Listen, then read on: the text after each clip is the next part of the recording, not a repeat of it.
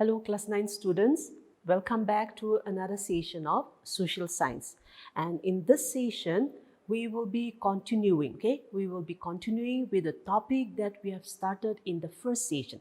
Now in the last session we were discussing about your chapter 14, chapter 14, that is institution of parliamentary democracy. We already started with that, and in that first session we have discussed about the elements of the state, the four elements. Then we have also discussed about the organs of the government, the three organs of the government. Then we have also discussed about why do we need a government, we have discussed about why do we need a government. Then we have also discussed about why we have a parliament, or why do we need a parliament. Then we have also discussed about the two houses of parliament, that is Lok Sabha and Rajasthan, and there we have also discussed about their relationship. So I hope you kept up with your studies, and I hope you are still in tune with all those topics, So in this session, we will be continuing with that.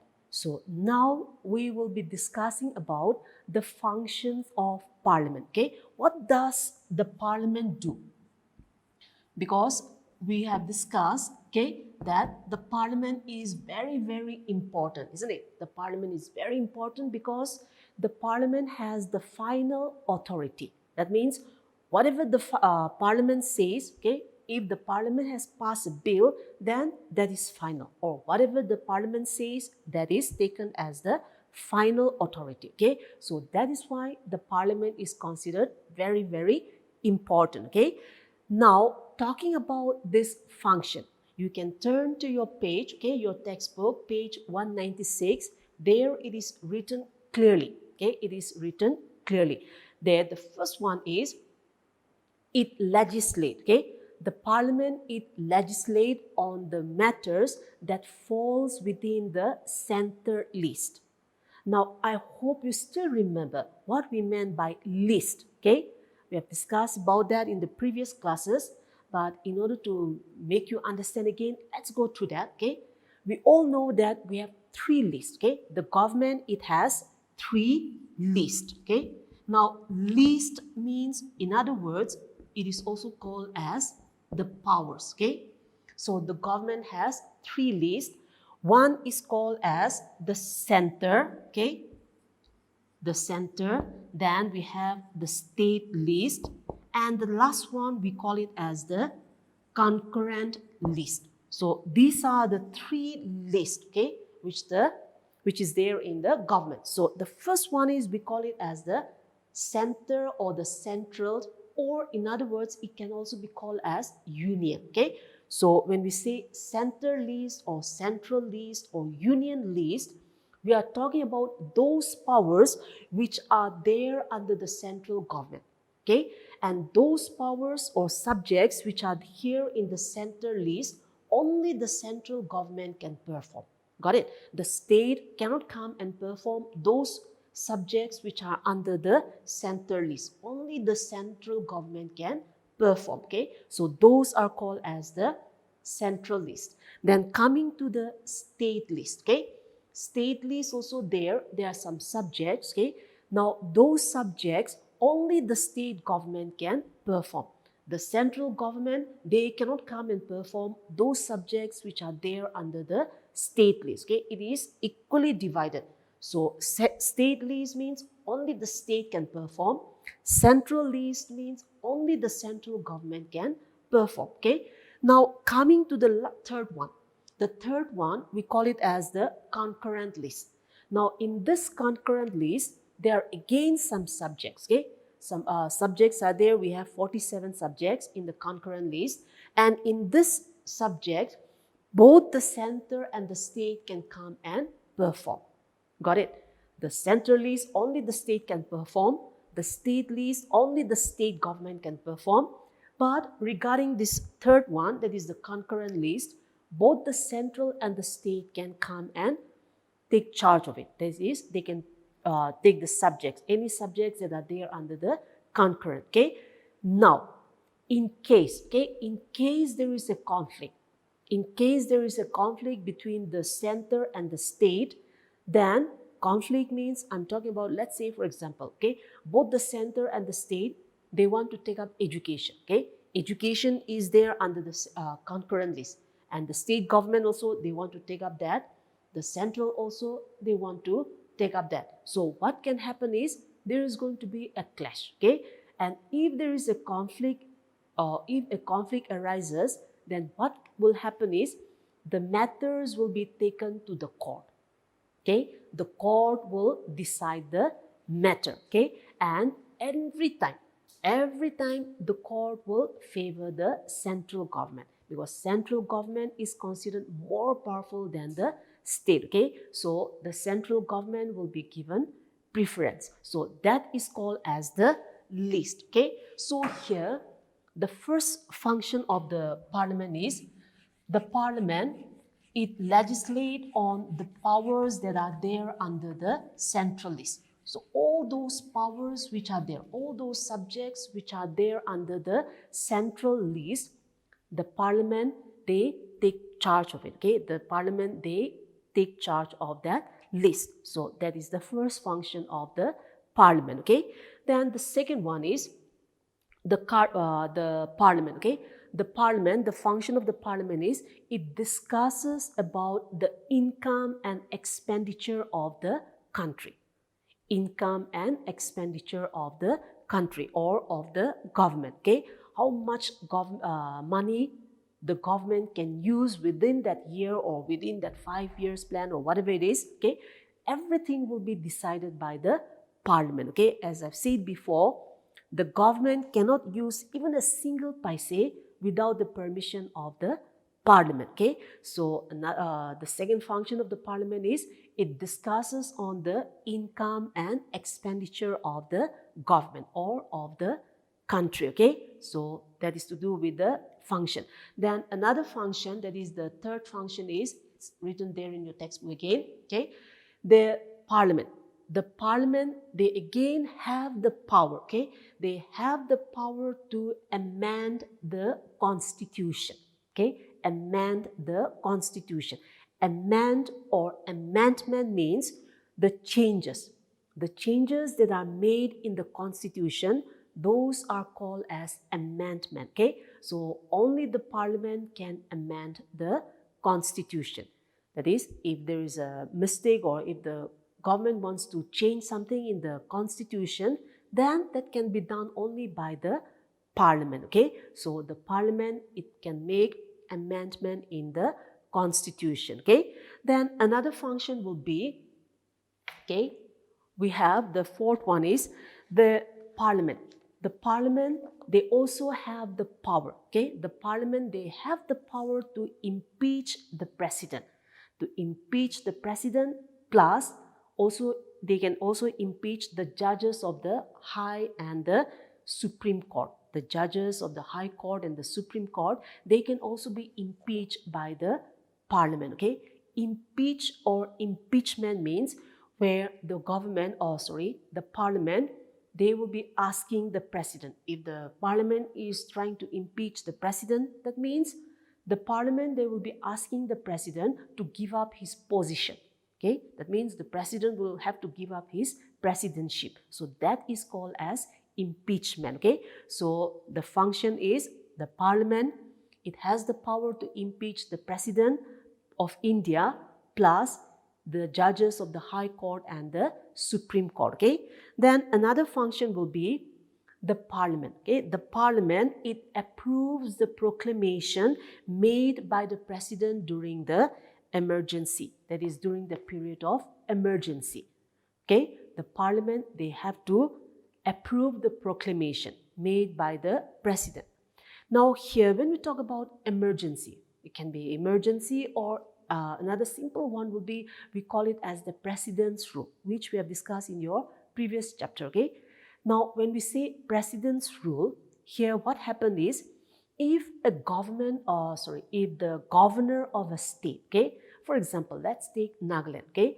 If the governor of Nagaland, if he reports to the president saying that the Nagaland government, that is the ministers of Nagaland, okay, that is the government, the Nagaland government is not ruling the state according to the constitution, then what can happen is the president, he will give his president's rule. So president's rule means the state of Nagaland will go under president's rule. That means during that period, okay, and that period it can last only for 6 months, okay, and within that 6 months, everyone will their powers. We will not be allowed to exercise our rights, okay. Our rights will be suspended. And this 6 months, if the president wants to continue, okay, if he wants to continue more than 6 months, what he has to do is he has to get permission from the parliament. Then only he can do so. So that is also another important function of the parliament, okay, and that is also to do with emergency period by the President of India, okay. So that is also another function.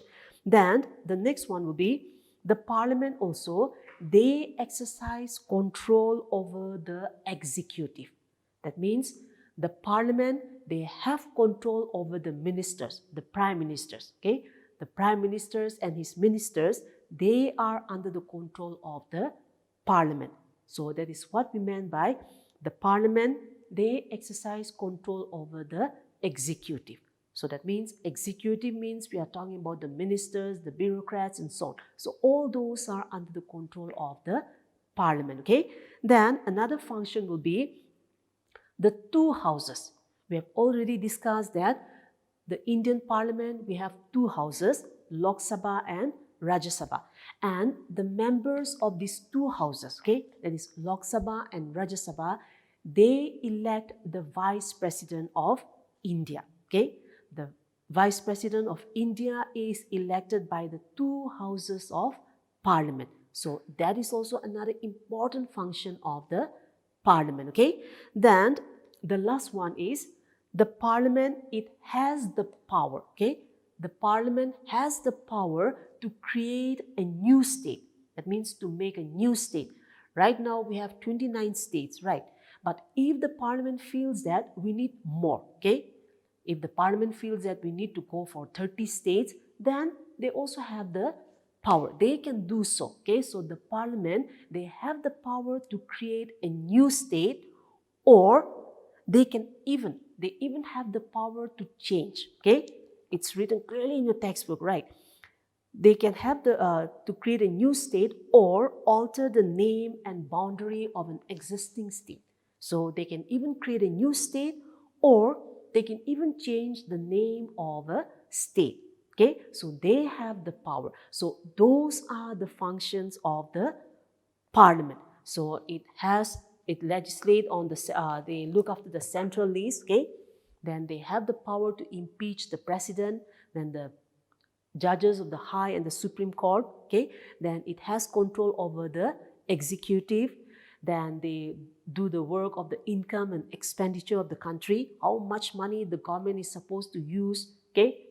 Or the sanction and all, everything is under the parliament. Then the parliament also, it has the power to create a new state or change the name of an existing state. So those are the functions of the parliament, okay? So that shows from there you can make out that the parliament is very, very important. It is very important, and that is also one reason why we say the parliament is the final authority, okay? Whatever the parliament says, that is final, okay? So those are the functions of a parliament. So I hope you have understood that far, okay? Now in the next topic, we are going to discuss about how laws are made. We all know what we meant by laws, isn't it? The rules and regulation that a government is supposed to follow, or we people, we are supposed to follow. So how are laws made by the parliament, okay? So let's do it now, okay? So the next topic that we will be discussing is how laws are made, or in other words, we can also say, okay, how a bill is turned into a law, okay? Now, when I say bill, as I've explained in the last session, bill means in the beginning, what they will do is it will be passed by the Lok Sabha, it will go to the Rajya Sabha, and during that time, that is called as the bill. Okay. Once the president gave his signature, once the president gave his assent, then that bill will turn into a law. So that is how, or that is the difference between law, bill and law, or we can say how laws are made or how bills are turned into law. Okay, so let's discuss that now. So how a bill is turned into law. Okay, so here, to turn a bill into a law, it has to be done in the parliament. Okay, and there what happened is it is written clearly in your textbook. Okay, make sure you go to your textbook. Okay, every time I stress on that because you are going to appear for the board. You are going to appear for the board exam. So if you are not familiar with the textbook, okay, you are going to be in trouble because every question, all the questions, okay, anything can come from the textbook. Don't just depend on the topic or on the questions that are there after every chapter, okay? Because the questions can come from anywhere in the chapter. So please make sure you read the textbook, okay? So here, when we talk about how a bill is turned into law, what happens is it undergoes 3 stages, okay? In order to make a bill into a law, it undergoes 3 stages. And those 3 stages are called as, one is called as, we call it as the first reading. Okay, it is called as reading. Then the second reading and the third reading. So these are the 3 stages that a bill undergoes in order to turn into law. Okay, so here the first one is, we call it as the first reading.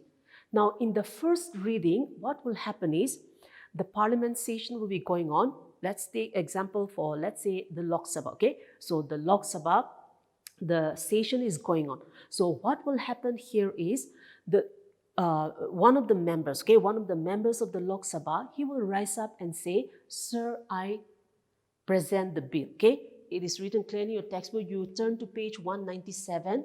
Okay, so here one members of the Lok Sabha, he will rise up and say, "Sir, I introduce this bill." And that bill, it can be, let's say, RTI. Okay, for example, RTI, right to information.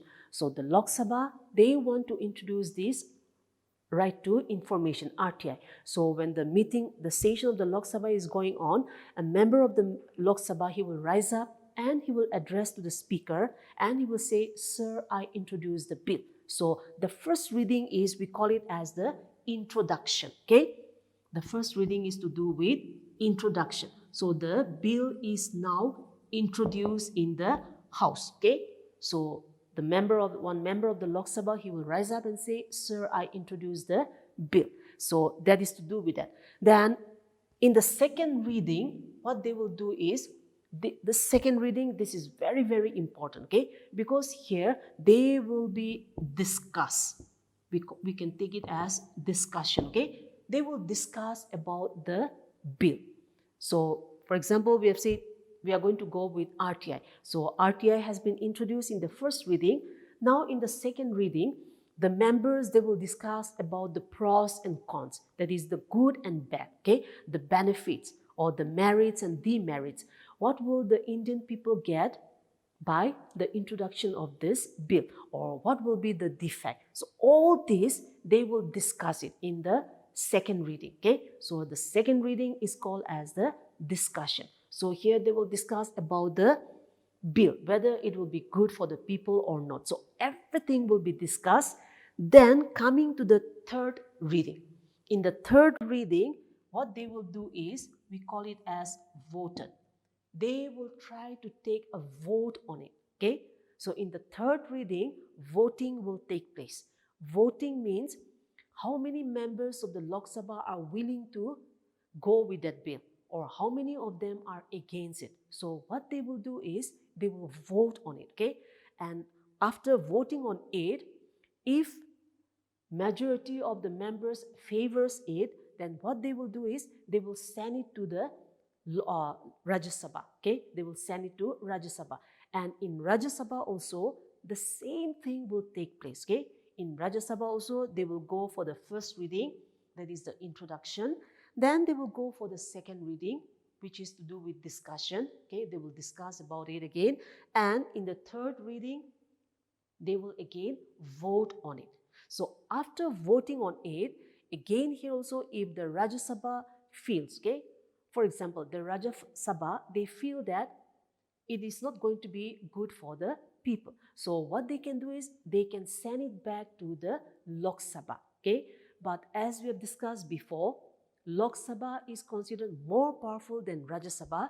So the Rajya Sabha, they cannot reject a bill that is being sent by the Lok Sabha. Okay, what they can do is they can just request the Lok Sabha to look into it again. That is the only thing they can do. Otherwise, they cannot reject it. Okay, so let's say they send it back to the Lok Sabha.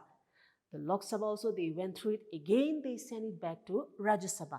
Now, if it comes for the second time, then the Rajya Sabha, by any means, they have to accept it. Okay, so now the Rajya Sabha, they will accept the bill, they will undergo all the three readings, they will vote on it, and after voting on it, if majority of it are in favor, now what they will do is they will pass it to the president. Okay, the bill will now go to the president, and the president, once he received the bill, again he also same thing. Okay, we have discussed that the parliament, it controls over the executive, right? So that means the parliament have control over the president, or in other words, the president is under the control of the parliament. So here also the president also, he cannot reject the bill. Okay, so once the parliament passed the bill, the last stage is it will go to the president, and the president, he will give his assent. Okay, that means, let's say he will give his signature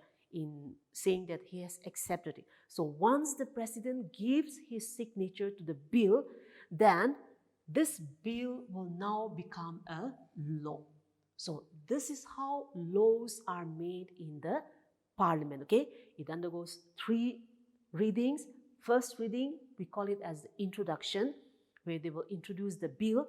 Then in the second reading, we call it as discussion, where everything will be discussed, okay, the merits and demerits, good and bad, and so on. Then in the third reading, they will have a voting. That is, they will vote on it. Okay, how many are in favor and how many are against it. Okay, so this will be done in one house. They will pass it to the second house. In the second house also, the same thing will happen. Okay, they will go for all these three readings, first, second, and third, introduction, discussion, and voting again.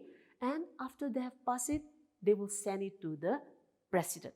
And here the president, once the president gave his assent, then the bill will now turn into a law. So this is how laws are made in parliament. Okay, so I hope you have understood that far. In this session, we have discussed about the functions of the parliament. What does the parliament do? And here we have discussed that the parliament, it legislates on all those subjects which are there under the central list. Then we have also discussed that the parliament, they do the income and expenditure of the government. That means single paise cannot be used by the government apart from this parliament, without the approval of the parliament. Then we have also discussed that the parliament has the power to impeach the president and the judges of the High and the Supreme Court. Then we have also discussed that the parliament, it has control over the executive, right?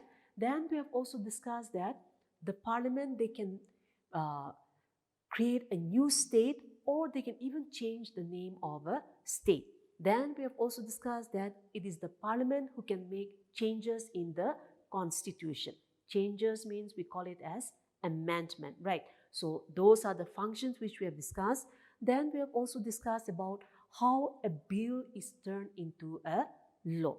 That is, it will undergo three readings in both the houses. One house they will do it, the same thing will be repeated in the next house, and after that it will be passed to the president. And once the president gave his signature, it becomes into a law. That is, the bill will turn into a law. So that is how laws are made in the parliament. Okay, so I hope you have understood that far. Okay, thank you for tuning in and stay safe.